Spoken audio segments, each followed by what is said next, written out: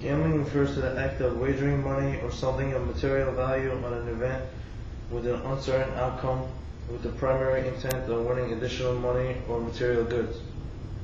Gambling can include buying instant lottery tickets, playing online, video lottery games, playing cards, dice, or playing casinos and slot machines. There are three variables in common to all forms of gambling. There is an initial stake or amount that is being wagered, the odds that an event has towards one particular outcome, and the odds that are agreed upon both parties are in favor of the house. Expected value, whether it be positive or negative, is a mathematical calculation using these following three variables. The amount wagered determines the scale of an individual wager. The odds and the amount wagered will determine the payout if successful, and the third one being the predictability that determines the frequency of success. One of the forms of gambling is problem gambling. It's also known as compulsive gambling. It's an urge to gamble despite harmful negative consequences or a desire to stop. Problem gambling is characterized by many difficulties in limiting money and or time spent on gambling, which leads to adverse consequences for the gambler or others or for the community. Anyone who gambles can develop problems, even if they are not aware of the risks. When gambling behavior interferes with finances, relationships, and the workplace, a serious problem already exists. Another form of bad gambling is called pathological gambling. It's defined as being persistent and the recurrent maladaptive gambling behavior, meaning at least 5 of the following criteria. Preoccupation, which is the subject that has frequent thoughts about gambling experience.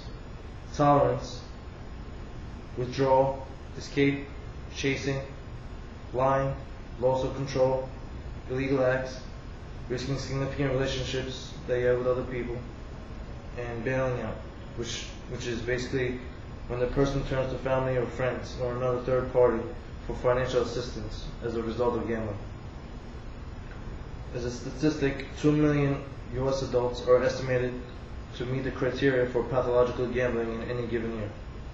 Another 46 million are considered problem gamblers, which are not people who do not meet the full diagnostics of a pathological gambler. There are ways to identify if you're a problem gambler or not. One of the ways is Gamblers Anonymous.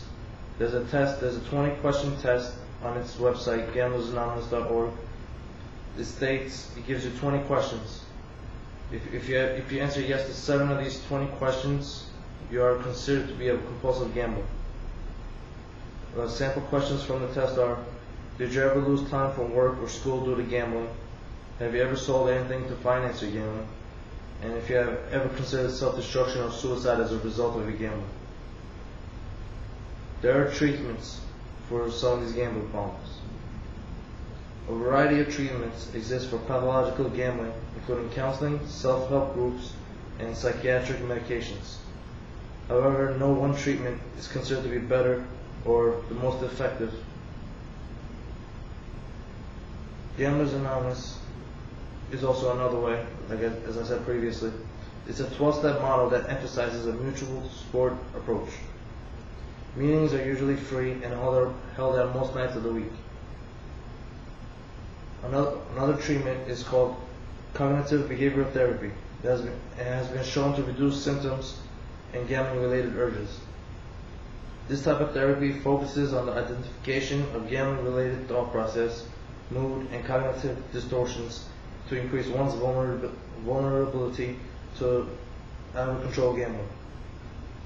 There's also evidence that SSRI, pyrazine is in fact the treatment of pathological gambling.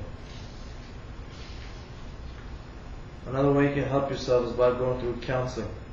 It's usually delivered by professional counselors who are often qualified psychologists or social workers. In many jurisdictions, services for these counselors are free and subsidized by government agencies. You can also use peer-to-peer support. With the advancement of online gambling, many gamblers are experiencing issues due to use of various online peer support groups to aid their recovery. This protects their anonymity whilst allowing them to self-recover, often without having to disclose their issues to loved ones. In conclusion, gambling is risking money or valuables in hopes of winning more than what you are risking.